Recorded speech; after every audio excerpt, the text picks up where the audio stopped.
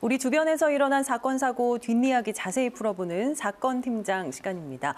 자, 성룡이 팀장, 오늘은 어떤 사건입니까? 네, 이 강력범죄를 저질러 재판에 넘겨진 피고인이 법정에서 심신미약을 주장하고 또 법원이 이를 인정해서 처벌이 감경되는 일이 적지 않습니다. 이런 일이 알려질 때마다 심신미약이 마치 전가의 보도처럼 악용되고 있다며 공분을 사기도 하는데요. 오늘은 음주운전을 하다 사람을 치어 숨지게 하거나 살인을 시도한 뒤 잇따라 심신미약을 주장한 남성들과 이에 대한 법원의 판단을 이야기해보려고 합니다. 예, 음주운전의 경우는 본인은 물론이고요. 또 남의 생명을 위협할 수 있기 때문에 변명의 여지 없는 범죄죠. 먼저 음주운전 사건부터 좀 자세히 들어볼까요? 네, 60대 김모 씨는 지난 5월 6일 새벽 1시 반쯤 천안시 동남구에서 술을 마시고 승용차를 몰았습니다. 어둠이 짙게 깔린 시간이라 주의해서 운전해야 했지만 술을 마신 김 씨는 도로 갓길을 따라 걷던 70대 남성을 들이받았습니다. 네. 이 남성은 목뼈 쪽을 크게 다쳐 쓰러졌지만 김 씨는 그대로 차를 몰고 달아났고 결국 남성은 사고 현장에서 숨졌습니다. 김 씨는 이른바 윤창호법인 특정범죄 가중처벌 등에 관한 법률상 도주치사 혐의로 재판에 넘겨졌는데요. 1심 법원은 김 씨가 아무런 조치 없이 달아나 피해자가 사망하는 결과를 초래했고 도주치상과 음주운전으로 여러 번 처벌받은 전력이 있는데도 또다시 범행을 저질렀다며 징역 7년을 선고했습니다. 예, 그렇다면 이 남성이 이제 항소하면서 심신미약을 주장했던 건가요? 네, 그렇습니다. 김 씨는 이 금연약을 먹은 상태에서 술을 마셔 이 심신미약 상태에서 범행을 저지른 것이라며 징역 7년은 너무 무겁다고 항소장을 제출했습니다. 네. 실제로 이 널리 알려진 한 금연 보조제의 주의사항을 보면요. 음주를 동반할 경우 때때로 이 공격적인 행동과 기억 상실 증상이 나타나기도 한다며 알코올 섭취를 피할 것을 권장하고 있습니다. 김 씨는 실제로 이런 증상이 나타나 범행 당시 사물을 변별하거나 의사를 결정할 능력이 미약한 상태에 있었다는 주장을 폈습니다. 항소심 재판부는 이런 주장을 어떻게 받아들였습니까? 네, 일단 김 씨가 금연약을 복용하면서 술을 마신 뒤 범행을 저지른 사실은 인정했습니다.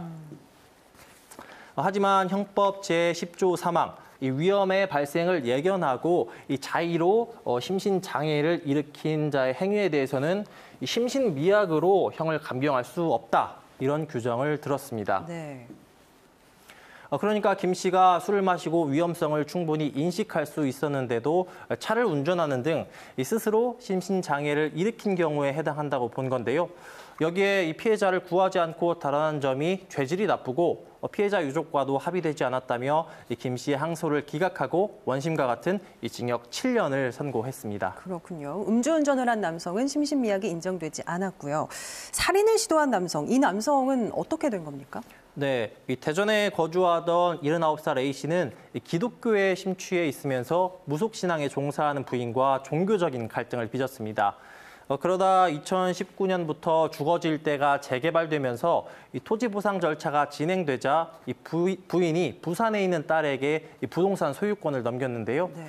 이때부터 부인이 자신을 거리로 내쫓고 딸에게 갈 것이라고 의심하며 강한 불만을 품기 시작했습니다. 그리고 지난 4월 부인이 딸 집에 갔다가 오랜 기간 머물고 돌아오자 이런 의심에 사로잡혀 부인을 살해하기로 마음먹었습니다. 부인을 살해하려고 시도했다가 재판에 넘겨졌다라고 한 걸 보면 다행히 미수에 그친 거군요. 네, A씨는 이 부인을 살해하고 교도소에서 여생을 마감하겠다며 범행 전 스스로 경찰에 신고했습니다.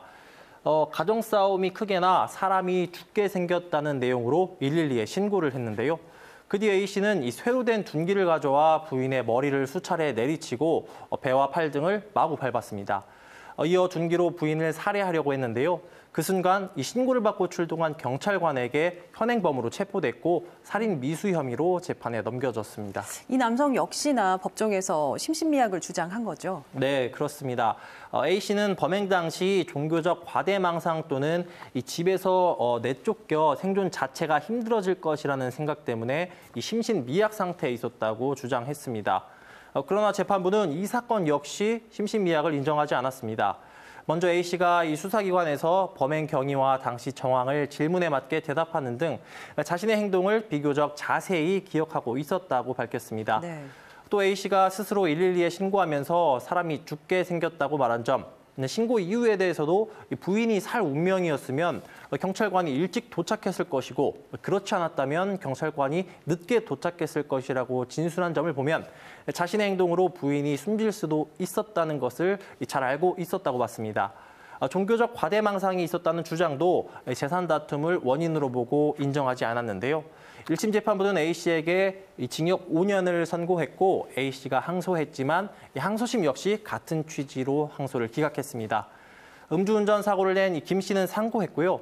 A씨는 아직 상고장을 제출하지 않았는데요.